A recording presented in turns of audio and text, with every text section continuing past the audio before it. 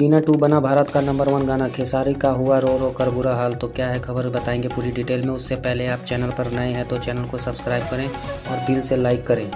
बिना समय लेते हुए वीडियो को शुरू करते हैं। दोस्तों, आपको पावर स्टार पवन सिंह का रिकॉर्ड तो आपको पता ही है, जब भी कोई सॉन्ग गाते हैं तो कोई ना कोई रिकॉर्ड हो जाता है। लेकिन दोस्तों, अब ये एक ऐसा रिकॉर्ड बना है जो भोजपुरी का कोई सिंगर नहीं बना पाया है। हाँ दोस्तों, सुपरस्टार पवन सिंह का एक गाना जो आते ही 3 घंटे में म्यूजिक ट्रेंडिंग पेज पर चला गया है। इसके अलावा दोस्तों, ये गाना ट्रेंडिंग पर अभी भी बना हुआ है।